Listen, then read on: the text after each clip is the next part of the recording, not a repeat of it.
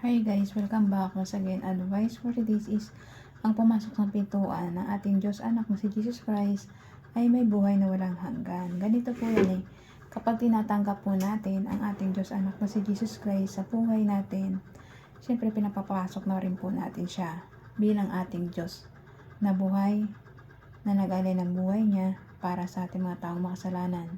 Pag kinikilala natin siya bilang ating Diyos na buhay na nabubuhay dito sa ating bagong mundo at sa buong universe ay tsak na tsak ang kaligtasan ng ating mga kaluluwa.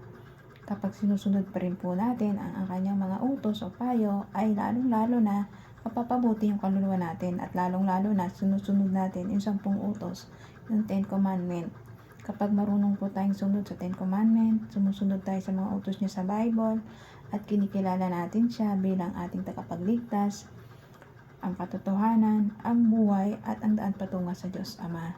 Hindi po wala pong makakarating sa ating Diyos Ama. Siya lang po. Siya po yung daan para makapunta tayo sa ating Diyos Amang buhay na nasa langit. Siyempre, ang anak niya kailangan ay kilalanin muna natin. Ang ating tagapagligtas na si Jesus Christ. At gumagabay at pumapatnubay sa atin. Humiling ka lang sa lahat ng gusto mo. Susundin niya yun. Tutuparin niya yun. Lahat. Kung may sakit ka man, kagalingan, gagaling ka sa pangalan niya. Maniwala ka lang na gagaling ka. So, kung gusto mo naman maunlad na buhay, successful na business, maayos na pamilya, maayos na kaibigan, maayos na trabaho, successful na sa trabaho, makagraduate, sa paglalaro, kung basketball player ka man o anong mga sport mo gusto mong matagumpayan mo, ay mangyayari yun. Gusto mong payapang isip, mangyayari po lahat yun. Ang gagawin lang po natin ay manalig lang po tayo sa ating nag-isang Diyos anak na si Jesus Christ. Ay tsak na tsak, lahat ng gusto mong hibilingin ay matutupad sa pangalan niya. In the name of Jesus Christ, Amen. Pero dapat po gagawa po tayo ng kabutihan dito sa mundo. Hindi lang po basta pakitang tao. Kung nasamba ka sa kanya pero hindi naman pala.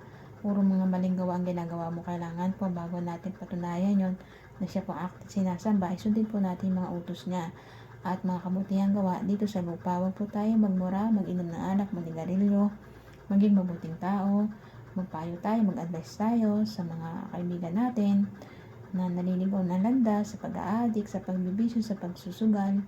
Maging marespeto tayo sa kapwa-tao natin, lalo-lalo sa magulang natin. Mahalin natin ating mga magulang at tulungan natin sila. Kasi kapag tinutulungan natin yung ating magulang, ay may blessing po tayong matatanggap para sa ating Diyos anak na si Jesus Christ. Lalong-lalo na gumagawa ka ng kabutihan ng palin at hindi nakakakita ng ibang tao mo, kaibigan mo, ikaw lang mismo ang gumagawa para sa kapwa-tao mo na kabutihan. Ang nakakita nun ay ang ating Diyos anak na si Jesus Christ ay tsak na tsak, malaki yung gantimpala mong makakamtan sa Kanya. Bibigyan Kanya ng siksik, liglig at umaapaw pa. Sabi nga ng Diyos, ang mga nagpapakita, nagbablog ng mga pinapakita in the public ang kanilang ginagawa, ay natanggap na nila ang kanilang gantimpala. Pero yung mga hindi pa nakatanggap na pa-secret lang na tumutulong sa kapwa-tao nila ay sekreto rin na bibigyan ng blessing ng ating Diyos anak na buhay na si Jesus Christ. Patuloy ka lang maging mabuting tao at tumulong para sa kapwa-tao mo, para sa ikakaunlad ng kaluluwa mo at ikaliligtas ng ating bawat isa dito sa mga nabubuhay dito sa ibabaw ng mundo. Basta manalig mo ng palataya ka lang sa ating nag-isang Diyos anak na buhay na si Jesus Christ. Amen. Kaya hanggang dito na po aking advice. Ingat po tayong lahat and God bless.